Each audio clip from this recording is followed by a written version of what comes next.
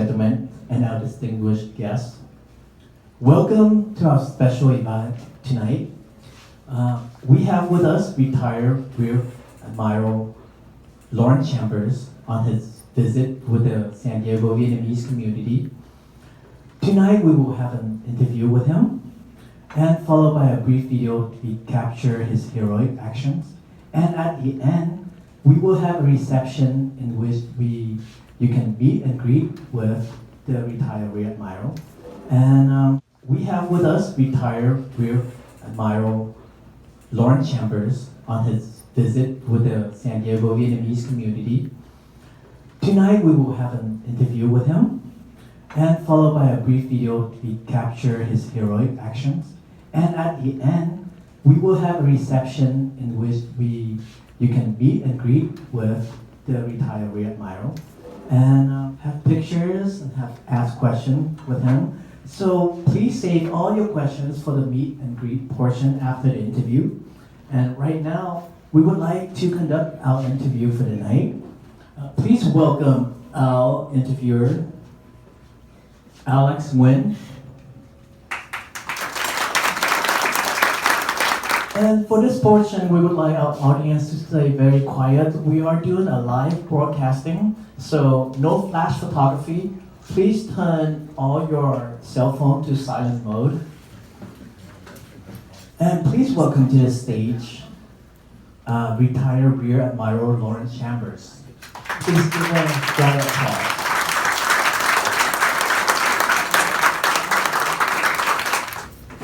Hi, welcome to a special edition of VNTV. My name is Alexander Nguyen. Today we have a very special guest with us, retired Rear Admiral Lawrence Chambers. He was the first African American to command a naval aircraft carrier, and also the first African American to be named Rear Admiral.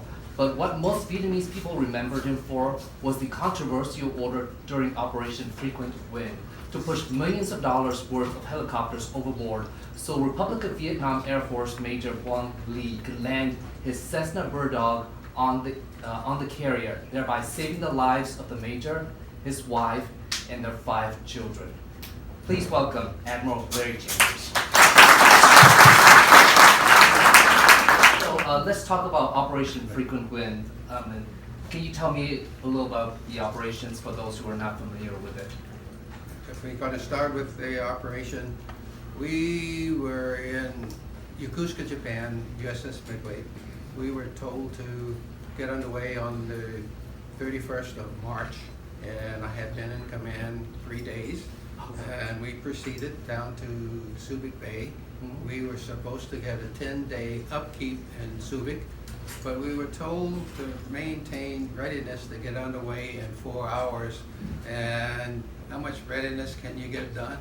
We shut half the plant down, and we kept 2 of the shafts hot and ready, and we were able to get a lot of work done. But 3 days into the upkeep, we received orders to get underway in 4 hours. And in the process, to offload every aircraft on the flight deck. So we had craning the airplanes off, and so we had a clean flight deck when we left Subic, and we actually made it in 3 hours and 10 minutes.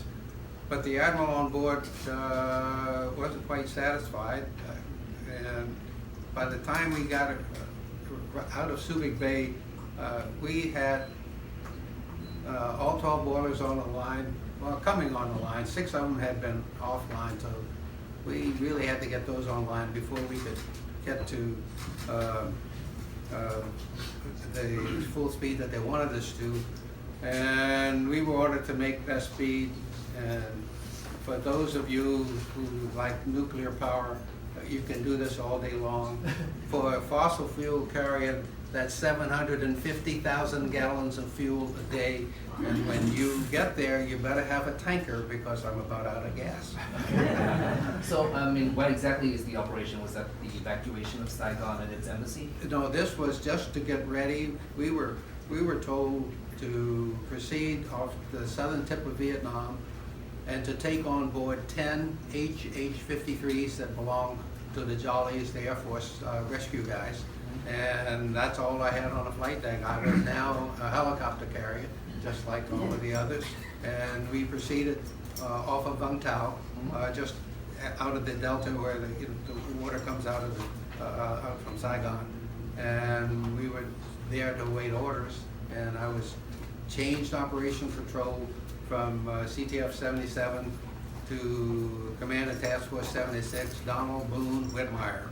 All-American tackle from Alabama, All-American tackle from Navy, and probably the best guy I ever worked for. He told me what he wanted me to do, expected me to get off my you-know-what and do it, and then tell him that it was done. It was beautiful.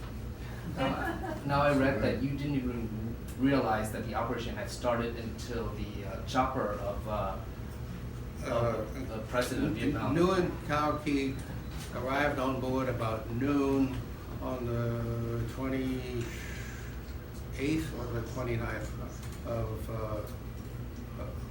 of April. And the moment he came aboard, I said, boy, this is it. We're going to get this thing started and we're going to roll. And of course, as soon as Blue Ridge found out that he was aboard, the orders were to ship him immediately over to Blue Ridge. So we probably got over there around 2 o'clock in the afternoon, and it was about 3 o'clock in the afternoon when we were told to execute frequent wind. And the idea was to send these big HH-53s into the embassy and start taking on people. Immediately, everybody that owned a helo, whether it was Air America owned Hueys, the South Vietnamese Air Force owned Hueys, the U.S. Army owned Hueys, and those guys were starting to shuttle too. So we had the big HH-53s bringing over 200 people in each load. A Huey, which has configured for 10 combat-ready Marines or 10 combat-ready Army soldiers, we're bringing in as many as 50 people with luggage on board. Now, obviously, nobody was strapped in. On the big ones, they used cargo nets to kind of stabilize it, but there were desperate times, and that was the way the operation went. And how many people did you expect to bring on board? Well, we had we offloaded 500 people when we left Subic to make room, and then we had another 100 bunks, so we had about 600 empty bunks on board. And the idea was we brought the people aboard. As soon as they landed, we examined them medically, we made sure they were fed, and then the operation was to put them on smaller helos and distribute the folks to 20-some ships that were in the task group so that we could keep the flow going. And we didn't expect as many people. I'd say we probably expected to have no more than 1,500, 2,000 people, and I know it was at least 3 times that many people that went through Midway flight deck. But Hancock was out there, she had a big deck, and Okinawa was there, she had a big deck, so there were lots of folks. And all through the day and into the night, I was worried about the night ops. These Air Force guys had never made a night carrier landing. And we didn't get a chance to practice because they didn't have any spare parts, and so we had to have them in wait when needed, and those guys were really professional. They did a hell of a job for us. And anyway, in the middle of the night, Hancock had an accident on board. She shut down her flight deck, and there were 8 of her helicopters that were airborne that were low on fuel. And Vern Jumper, the culprit over there, cleared 2 spots on the forward part of the flight deck of Midway. And the first 2 guys that from Hancock that he brought aboard, between them there was probably 5 minutes to splash for either one of those guys. And through their bootstrap, we were able to fill all of those guys up. And by the time we got those guys filled up, we sent them back to Hancock. She had cleared her crash by then, and her deck was open. If we had tried to unload any one of those helos, it would have taken too much time. We would have put 2 or 3 guys in the water. Thank you, Vern. You're welcome.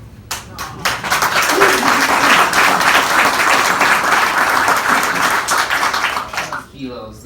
This is the famous the incident in Midway was Major Bung-Ly, who flew overhead and circled a few times before he dropped a note on the board. Now, what was your reaction when you get that note and people told you that there's like 4 to 5 people on board? Let's back up a little bit. In the middle of the chaos, the flight deck was pretty much clobbered. The landing area was full of helos. Any helo coming out from Saigon, they would circle back until they were out of gas, but they always ran out of gas on either my flight deck or Hancock or wherever. And as soon as they were out of gas, they moved the pilots on, and they were just empty objects on board. We had that problem. And anyway, Major Bung circled for maybe 10-15 minutes.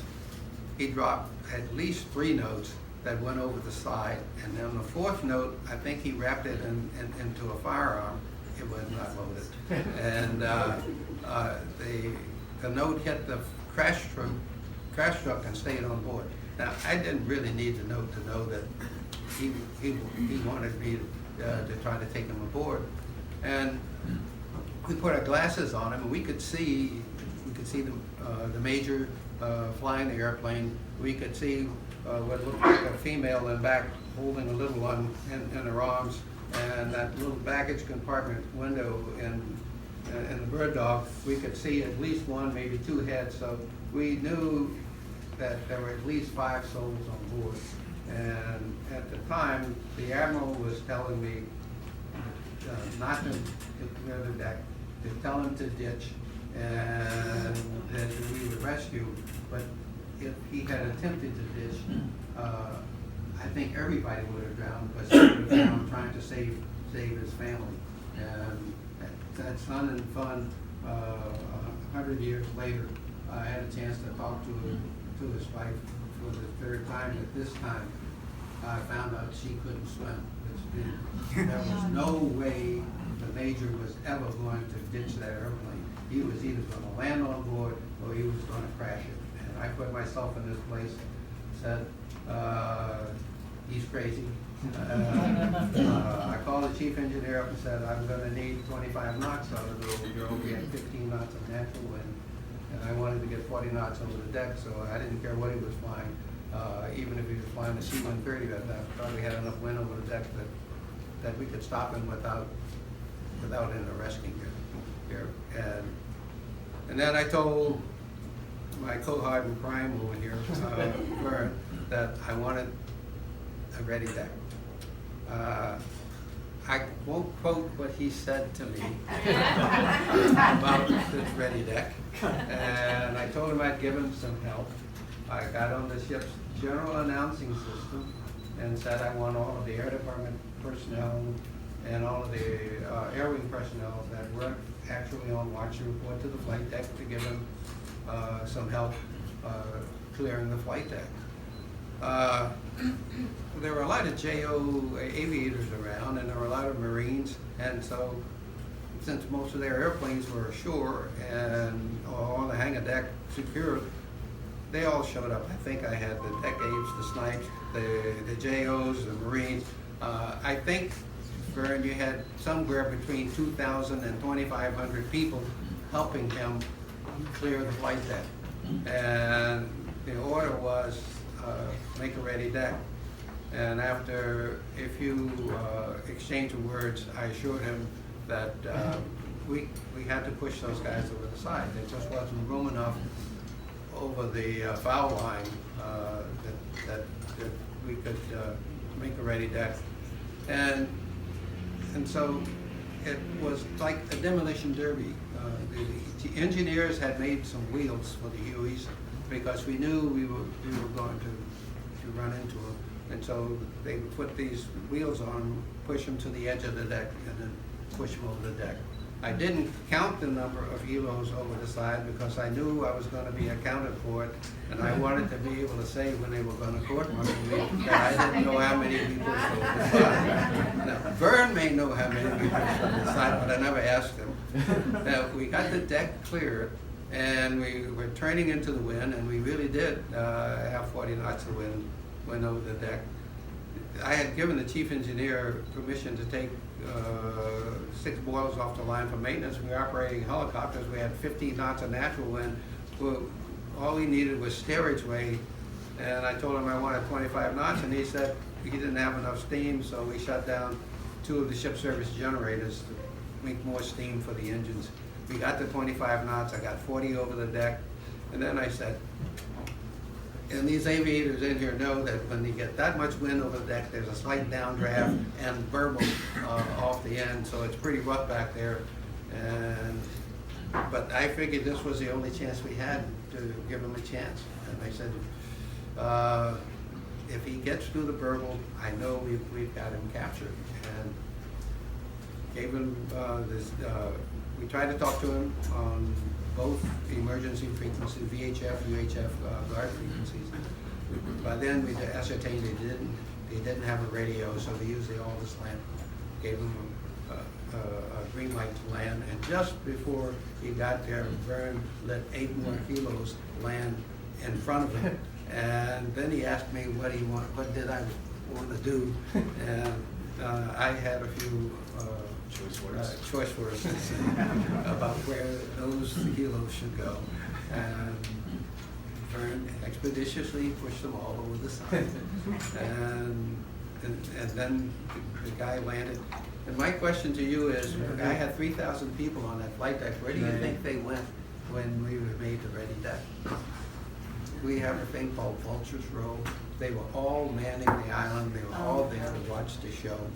And when the Major landed and came to a complete stop, I have never heard so much cheering in my life. It was just unbelievable. And the executive officer, Larry Grimes, had an opportunity to interview him on the flight deck. And in all of the chaos, I wanted to congratulate him, so they got the Major up to the bridge, and I took off my wings and I made him an honorary naval aviator right on the spot. And then we had about 3 or 4 minutes, and then the chaos was still going on, so that's all the time I had. I had some time later to talk to Major Bung, but that's pretty much how it happened. Now, I know that you had said that he was the bravest man you've ever met. Oh, the guy was crazy. Nobody in his right mind. You know, in the middle of this war, he was taking off from, let's see, where was it? Conson Island. He was taking off from Conson Island. And we were about 100 nautical miles out at sea. And he's out there circling, and he drops a note on board, and it says, please clear your landing area. I have my wife and 5 child on board, and we have an hour more of fuel, and so we've got time to rescue me.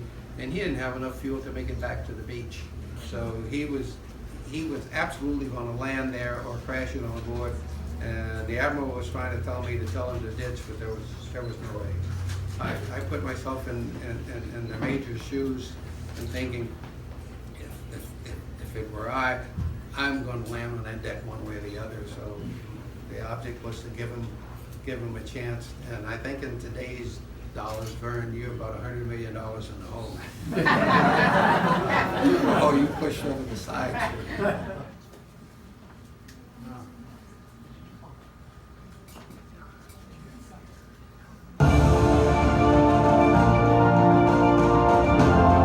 Lawrence C. Chambers was born on June 10, 1929, to Charlotte and Lawrence of Bedford, Virginia. He was the third of 5 children. When Larry was very young, his father, a World War I veteran, died. With inspiration from his maternal grandparents, he excelled as a student from elementary to high school, where he was named class valedictorian and commander of the JROTC Cadet Corps. With a passion for aviation and inspiration from another Dunbar alum, Leslie Brown, Larry realized the Naval Academy offered the best technical education his family could afford. At the Academy, Larry played battalion golf, softball, and was on the cross-country team. He was also involved with the brigade radio station and theater production support. The lucky bag noted that with his will and determination, he will have little trouble becoming a successful naval officer. Larry was only the second African American to graduate from the Naval Academy. He was also the first African American to hold 8 different command positions. After graduation, he was assigned to the heavy cruiser USS Columbus. He then launched his dream career in naval aviation, earning his wings in 1954 and reporting to his first assignment, Anti-Submarine Squadron 37, flying the Grumman AF Guardian. His next assignment was flying the A-1 Sky Raider with Attack Squadron 215. Following postgraduate school, he transitioned to jet aircraft, flying the A-4 Skyhawk with 2 attack squadrons. He then established Attack Squadron 67 as its first commanding officer and flew the A-7 Corsair II. For 3 years, starting in 1968, Larry flew combat missions over Vietnam from the carrier Ranger and was assigned as air boss on the Oriskany. He was assigned to command the combat storage ship White Plains just after promotion to captain in 1972. The crew was in mediocre operating condition, but Larry guided them to receive the Ney Award for Best Small Ship Mess Afloat and the Type Commander's E. Larry assumed command of the carrier Midway. In April, after the fall of Saigon, his ship supported Operation Frequent Wind, the evacuation of U.S. and South Vietnamese personnel. The flight deck was full of helicopters transporting refugees.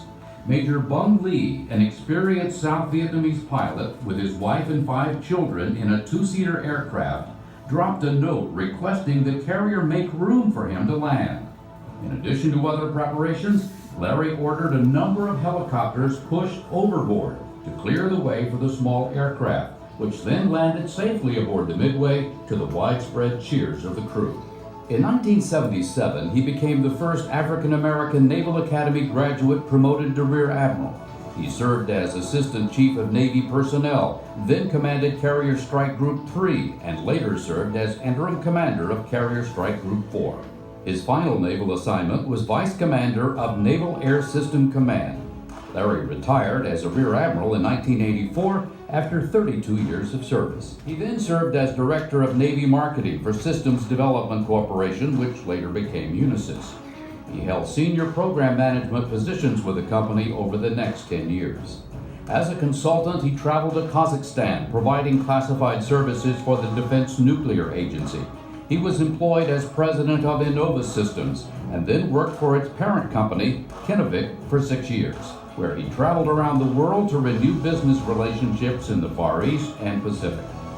Larry is an avid supporter of the USS Midway Museum. He travels to San Diego annually, where he speaks at civic and youth events, supports Midway's charity golf tournament, which is named in his honor, and assists in the museum's community outreach. He is also active with his local community leadership in Florida.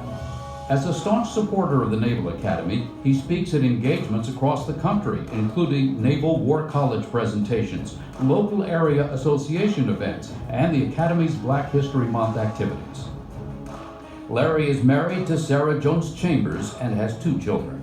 Reflecting on his life and career, Larry can recount many instances in which he accomplished something that he felt was truly meaningful. Among these are raising his children to be outstanding individuals, achieving the rank of Rear Admiral, conquering adversity in his personal life, leading 2 ships' crews to excellence, and saving the lives of thousands of Vietnamese. Rear Admiral Lawrence C. Chambers, a dedicated and inspirational leader in service of our nation.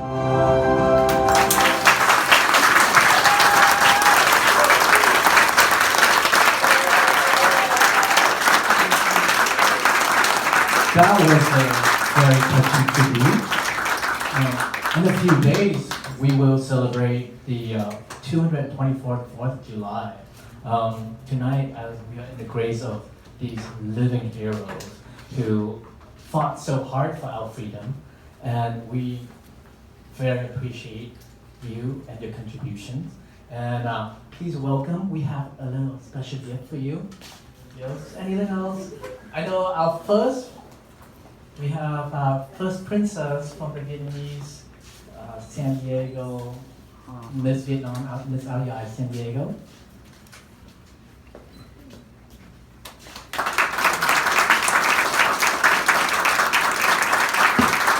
We would also like to honor Commander Vern Jumper with our gratitude. Please welcome Commander Vern Jumper.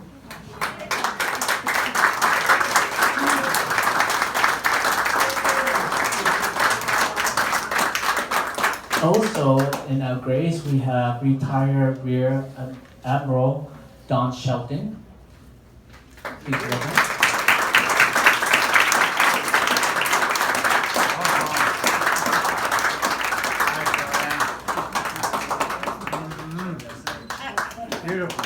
And last but not least, we have retired Rear Admiral Roger Box.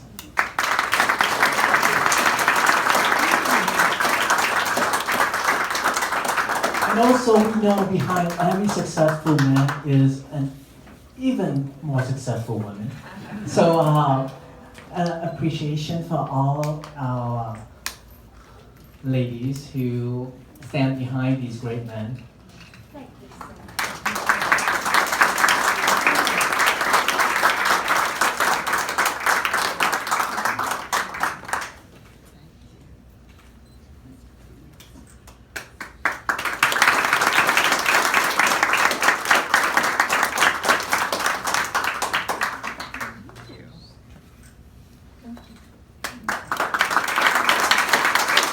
All right, a round of applause for all our living heroes.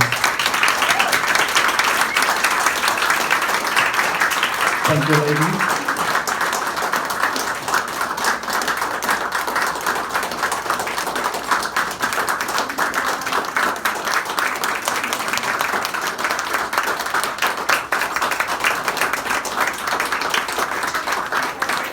So as you can see, the USS Midway was not only a place for you to go watch Top Gun on a hot summer night, but if you haven't seen it, go do it.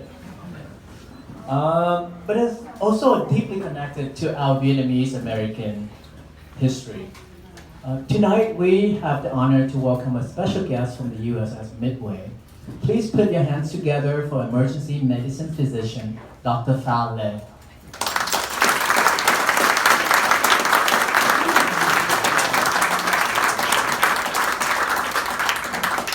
Thank you, everyone. Thank you for joining us tonight, and thank you, VNTV, for helping me put together this event. My involvement with this event started with a meeting with Joe Hannons on Honor Flight San Diego. And through our meeting, I am now part of the Diversity and Inclusion Committee of the USS Midway. We are also joined here by Gabe Cruz, one of our committee members as well. Thank you. I would like to take a moment to introduce some of my honored guests. First, I have Mr. Paul Granger and his wife Leslie. They are dear friends of ours that we met on Honor Flight San Diego. But beyond that, Paul has a piece of my heart because he is a retired Air Force captain who was shot down over Hanoi, where he spent, I don't know the exact amount of time, but he spent some time at the Hanoi Hilton in solitary confinement before coming home to his wife. We're grateful he came back and he's with us here today. Paul, thank you for your service.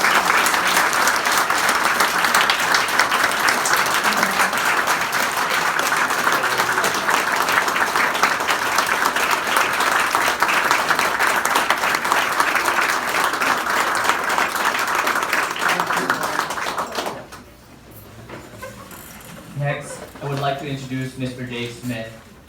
Dave and I also met on Honor Flight. Dave is the son of a World War II veteran who, after taking his father on an Honor Flight trip, he was so moved that he came back to San Diego and established his own chapter here. And so far, through all private donations, we've been able to take over 1,400 World War II and Korean War veterans to Washington, D.C. so they can be honored. Thank you, Dave, for your service.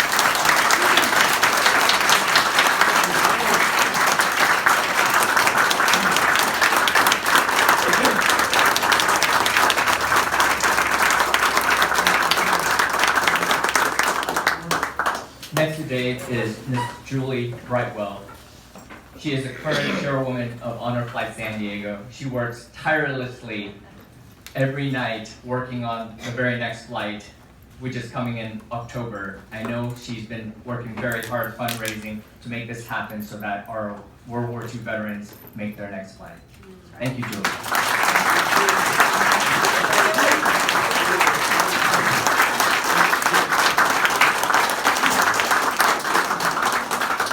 And my final guests are Mrs. Mel and Mr. Carlos Teitano. We became friends through Honor Flight San Diego. Carlos is a retired U.S. Army veteran. Mel's late father served in Vietnam as part of the Navy's Sea Wolf squadron, an all-volunteer squadron from the U.S. Navy. From what I could understand, they would come in to rescue special forces that were stranded and needed help. He recently passed away, but Mel was very dedicated to our cause with the veterans and came on our most recent trip anyways. And I am so grateful for your father's service, and I'm grateful for Carlos and you, Mel. Thank you.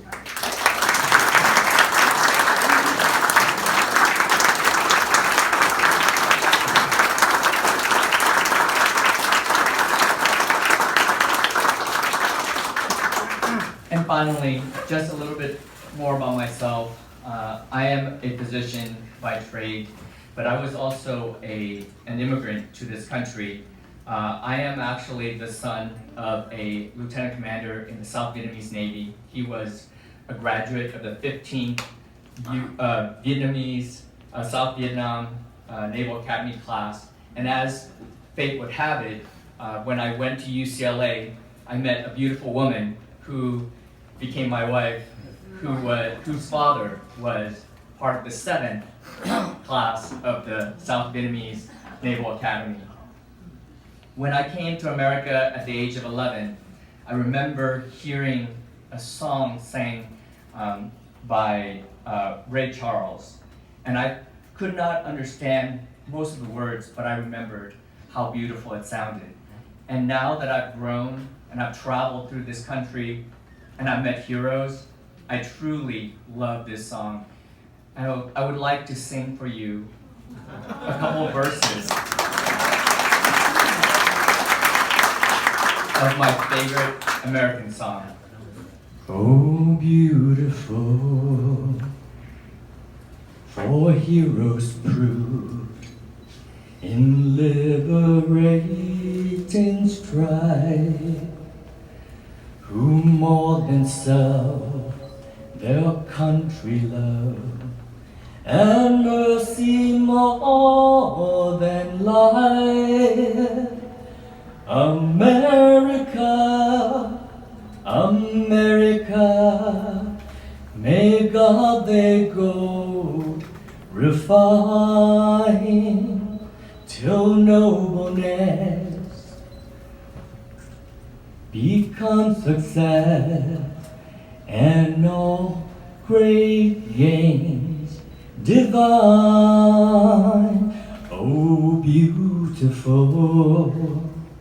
oh, spacious skies, for amber waves of grain, for purple mountain majesty above the fruited plain.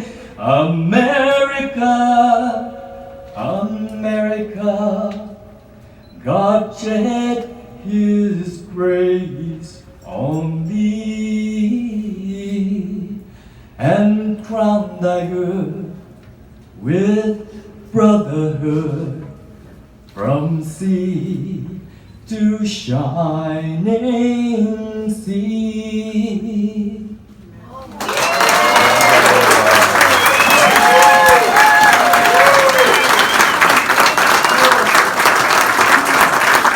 Dr. Fale, give it up. I can't make an idol call. Simon Colwell wants to sign you up. Hello everyone, I'm Melanie, and I'd just like to dedicate this next song to all the men and women who serve this amazing country.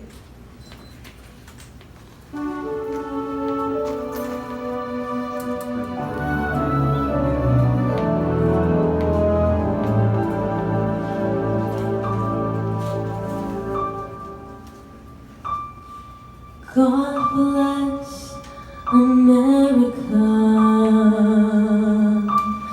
land that I love. Stand beside her and guide her through the night with the light from above, from the mountains to the prairies, to the oceans white with foam. God bless America, my home, sweet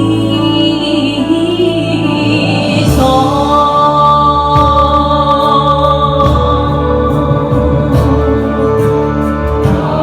God bless America,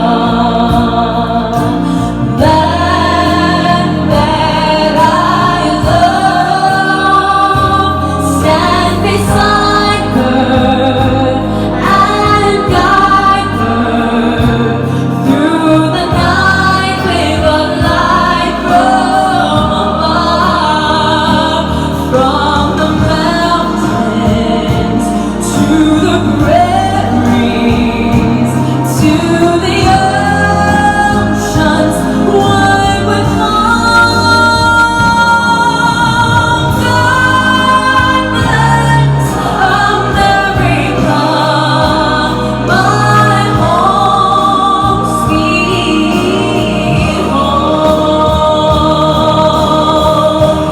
From the mountains to the prairies, to the oceans wide with foam. God bless America, my home, sweet home.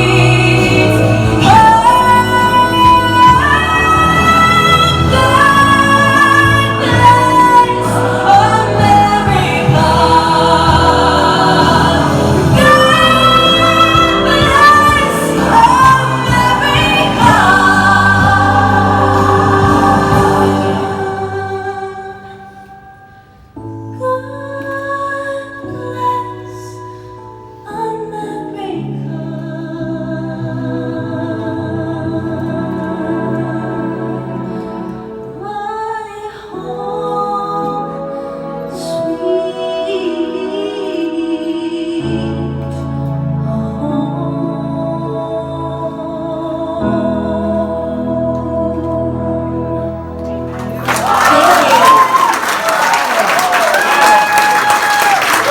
Thank you, Melanie. That was beautiful, very angelic voice. God bless America indeed. And to keep America the way it is, we have these people who follow suit to our example for our distinguished guest tonight. We have the Vietnamese American Uniformed Service Association with us. Please, I would like to introduce Major Hien Dong. We have retired Lieutenant Commander Richard Time Nguyen. And we brought another person to introduce. Pereasa Tantan. All right. So, another round of applause to all those people who serve or have served. Thank you. Thank you very, very much.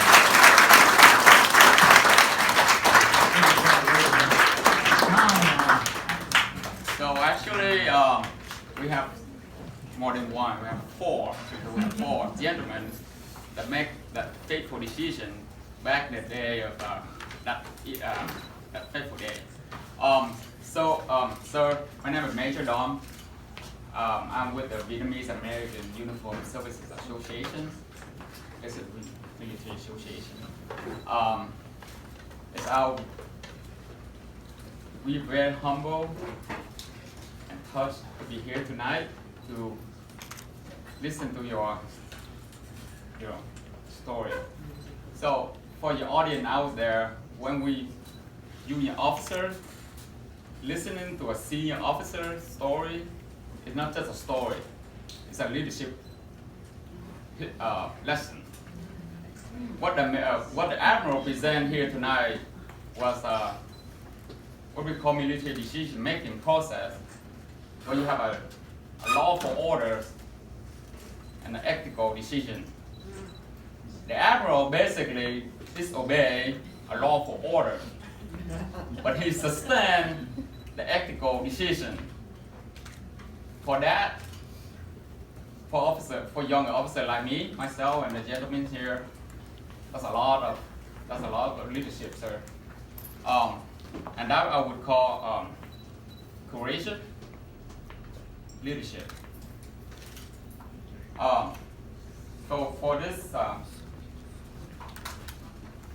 this evening, we are gonna have, a token of appreciation. This is from the Vietnamese American Uniform Service Association, presented to Rear Admiral Lawrence Chambers for your courageous leadership during Operation Freedom Win and humanitarian support for the Vietnamese refugees back in Africa.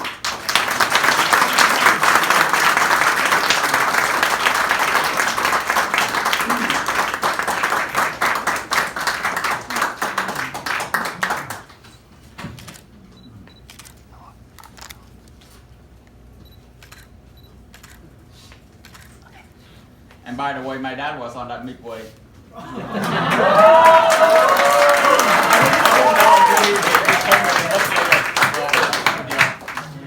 In the audience tonight, we also like to recognize and appreciate Rear Admiral retired Don Shelton as well.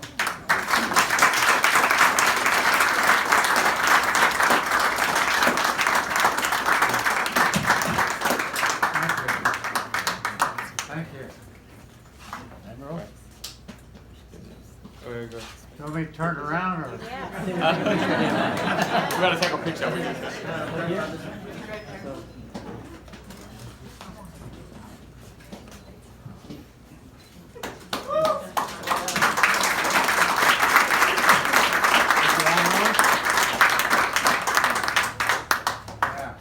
Don? Don, that's it. Thank you very much. So, in the audience today, we also would like to recognize. Okay, let's do the Admiral first. Rear Admiral retired Roger Box. The reason I can see you is because I often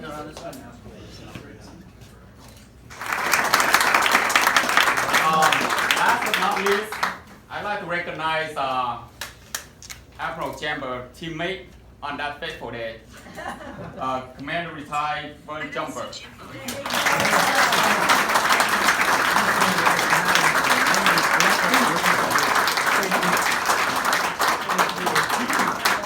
Gentlemen, that's the least of second and third generation of Vietnamese American Thank you, Carl. in uniforms.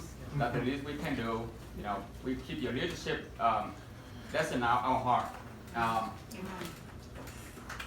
This for tonight, I won't say go Army, get Navy. Please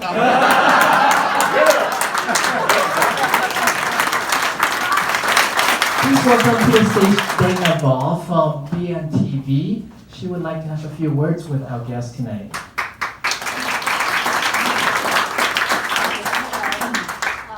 I am very honored and touched to be in the same room with you today. I am actually very impressed or inspired by all of your accomplishments while you serve our country. So on behalf of all of us Vietnamese and Asian American community, we would like to extend our heartfelt thank you to you for your beautiful act of kindness by saving our Major Bung-Ly family in 1975. For your information, I was just 2 years old at that time. I often wonder how you felt at that moment when you have to make such a difficult decision. Push over $1 million worth of helicopter to save one refugee camp family. So once again, I'm very emotional and I'm touched and deeply touched. We are deeply touched by your unsung heroic act. And please accept our humble appreciation for just being you. Thank you. Thank you, Rear Admiral. And that will conclude our formal presentation tonight. Follow suit, we have an informal reception, so please, in an orderly fashion, get out to our hall and we have refreshments waiting for you.